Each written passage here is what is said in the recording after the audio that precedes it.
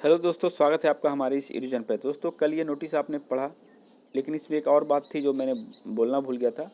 और इसमें इम्पोर्टेंट बात क्या है दोस्तों, तो आप देख सकते हैं computer proficiency test for the various requirement exam conduct by the BSSC. तो दोस्तों यहाँ पे आपको बता दें दोस्तों, ये कब होगा और क्यों होगा, कैसे होगा, सब बताता हूँ। दोस्तों, आपने फॉर्म भरा होगा तो उसमें लिखा होगा कंप्यूटर संचालन और कंप्यूटर जो है टंकण। तो टंकण की बात करें दोस्तों, टाइपिंग तो होगी ही, ठीक है। अब रही बात संचालन की, तो संचालन भी होगी। वो क्यों होगी दोस्तों, यहाँ पे सब साफ सुथरा लिखा हुआ है। देखिए देखिए, for skill test on computers like stenography test, typing test and computer proficiency test के लिए जो है 3 चीज़ों के लिए टेंडर दिया है। अगर सिर्फ उसको टाइपिंग लेना होता तो इसका जो है वो टेंडर नहीं देता। तो जाहिर सी बात है दोस्तों, ये भी जो है आपका हिस्सा है, आपके एग्ज़ाम का हिस्सा है, तो इसको ज़रूर करिएगा। और पहले बता दें दोस्तों, सबसे पहले आपका टाइपिंग होगा। टाइपिंग या स्टेनोग्राफर जो भी है, ये दोनों होने के जस्ट बाद ही जो है ये आपका कंप्यूटर प्रोफिशिएंसी टेस्ट लिया जा सकता है, ठीक है। ऐसा नहीं कि इसके लिए भी अलग से डेट बनाएगा, नहीं, उसी दिन आपको ये भी एग्ज़ाम देना होगा।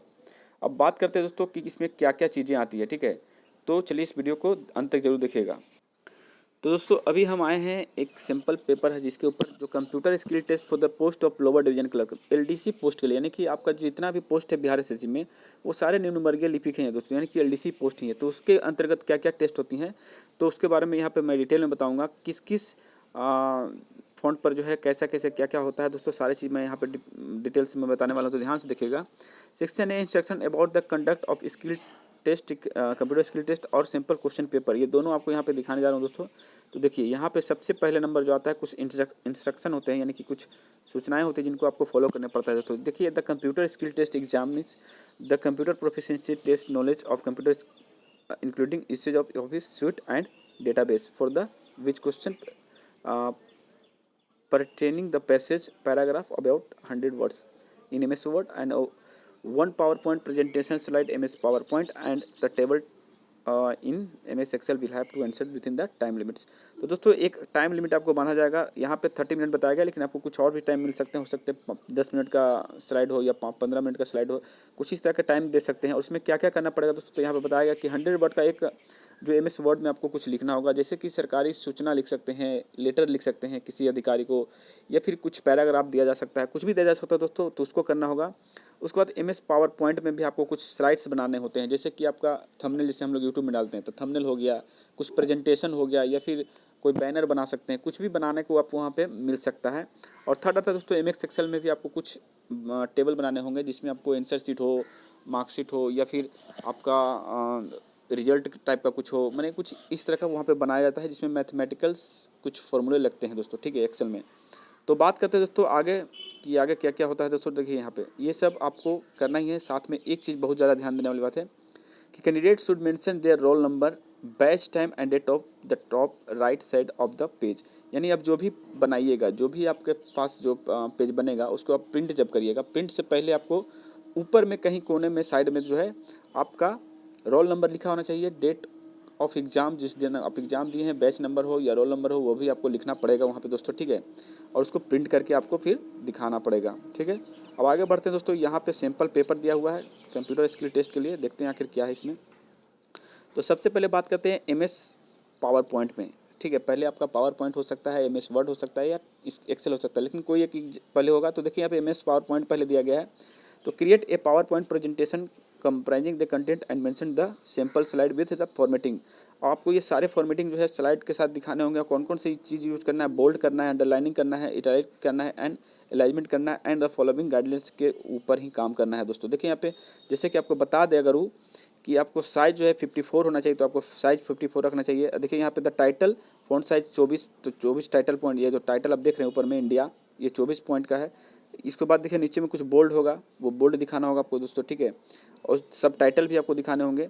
और उसके बाद हम बात करें दोस्तों, चलिए आगे देखते हैं नीचे में क्या है। ये आपका एक सैंपल कुछ इस तरह का ही आपको वहाँ पे बनाना हो सकता है, ज़रूरी नहीं कि यही रहे, लेकिन कुछ भी हो सकता है दोस्तों। और उसमें जो जो आपको बताया रहेगा ऊपर में कि कितना क्या करना है, वो सारी चीज़ आपको फॉलो करना है। देखिए यहाँ पे साइज मेंशन रहेगा कि इसको जो है साइज कितना करना है, बोल्ड करना है, भी अंडरलाइन करना है, ये सारी बात आपको वहाँ लिखी रहेगी। The Republic of India, the Republic of India को इस तरह से लिखना है, उसके नीचे अंडरलाइन करना है, इसका बोल्ड रहेगा, इसका साइज़ कितना रहेगा, ये सब चीज़ बात आप वहाँ पे डिक्लेयर लिखा रहेगा दोस्तों। और इसी के आधार पर आपको ये सारा चीज़ जो है तैयार करना होगा। ठीक है, ये प्रेजेंटेशन समझ सकते हैं इसको। ठीक है, अब बात करते हैं दोस्तों अगला MS वर्ड पर। तो देखिए MS वर्ड पे क्या होता है कि ऑफिशियल लेटर लिखना पड़ता है। जैसे कि आपको मैंने बताया था कि ये हो सकता है कि लेटर रहे अधिकारी के पास, किसी प्राध्यापक के पास, या फिर हो सकता है कि कोई पैराग्राफ दे दे जैसे सोशल सिक्योरिटी बेनिफिट्स।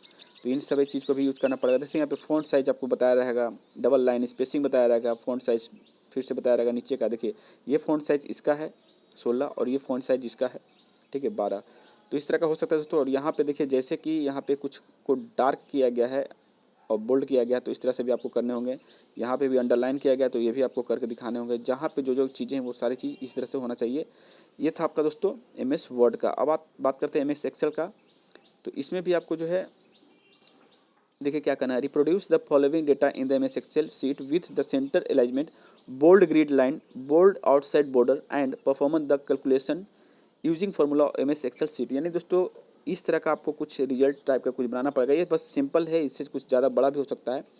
और इसमें होता क्या है दोस्तों, जैसे कि यहाँ पे मान लीजिए नाम दिया हुआ है, तो नाम में ABCD दिखा हुआ है, लेकिन नाम को वहाँ पे कुछ नाम अच्छे रहेंगे, राम, रोहित, सुरमीत, इस तरह का नाम हो सकते हैं। उसके बाद आपका क्या होगा दोस्तों कि उनके मार्क्स हो सकते हैं, सब्जेक्ट हो सकते हैं, उन सबको जो है आपको काउंट करना होगा फॉर्मूले के हिसाब से। कितना नंबर सबका काउंट हुआ, कितना परसेंटेज आया, और रिजल्ट में ग्रेड क्या रहा है, ABCD जो भी है, इन सभी चीज़ को आपको वहाँ पर बताने होते हैं। ठीक है, तो आपको घबराने की जरूरत नहीं है, ज़्यादा हार्ड नहीं होता दोस्तों। इसको आप 1 सप्ताह से 15 दिनों के अंदर सीख पाएंगे बहुत अच्छी तरह से। तो यही सब 3 चीज़ों का ज़्यादा वहाँ पे मांग होगा दोस्तों, और वही 3 चीज़ को ज़्यादा टेस्ट लेने की संभावना है। तो अब बात आती है कि हम ये सारी चीज़ सीखें कहाँ से। आज तक भी हमने कंप्यूटर नहीं देखा है, तो कहाँ पे सीखें। कुछ लोग का ये भी मानना होगा। तो जो कंप्यूटर आज तक नहीं देखे हैं वो कहीं साइबर वाले के पास जा कर के ये सारी चीज़ सीख सकते हैं, खुद से भी सीख सकते हैं। ज़रूरी नहीं है कि आप किसी टीचर को या फिर किसी अन्य संस्थान में जाकर के 3000 या 5000 का पैकेज खरीदें। क्योंकि ये जो MS ऑफिस है दोस्तों, ये MS ऑफिस के लिए मिनिमम कहीं भी चार्ज जो है 500 रुपया रखा जाता है। तो 500 रुपया अगर लेते हैं और कहते हैं कि 1 सप्ताह या 10 दिन में सिखा देंगे, तो आप आराम से वहाँ पे जाकर सीख सकते हैं।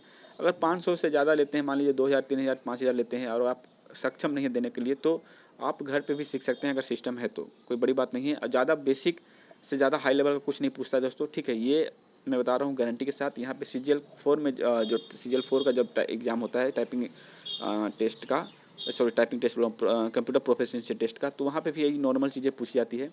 तो यही सब चीज़ें वहाँ पर भी पूछने वाली है दोस्तों, तो आपको घबराना नहीं है। अब बात आती है दोस्तों कि कौन कौन से बच्चे एग्ज़ाम दे पाएंगे। कि आप कंप्यूटर संचालन, कंप्यूटर दक्षता जहाँ पे लिखा हुआ है वो सारे में एग्ज़ाम होगा, या फिर किसी इस पार्टिकुलर में होगा दोस्तों। तो अभी तक डिक्लेयर नहीं किया गया, लेकिन इतना समझ लीजिए सभी जितने भी आपका तकनीकी योग्यता वाले पद हैं सभी में होगा। और वांछनीय योग्यता में जहाँ पे कंप्यूटर दक्षता की बात की गई है और संचालन टाइपिंग की बात की गई है, मे भी वहाँ भी कंप्यूटर दक्षता की परीक्षा ये ले सकता है। मैक्सिमम चांस तो नहीं है, लेकिन हो भी सकता है दोस्तों।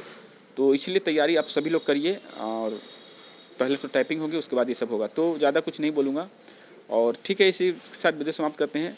जानकारी अच्छी लगी तो लाइक करिएगा। जय हिंद, जय भारत।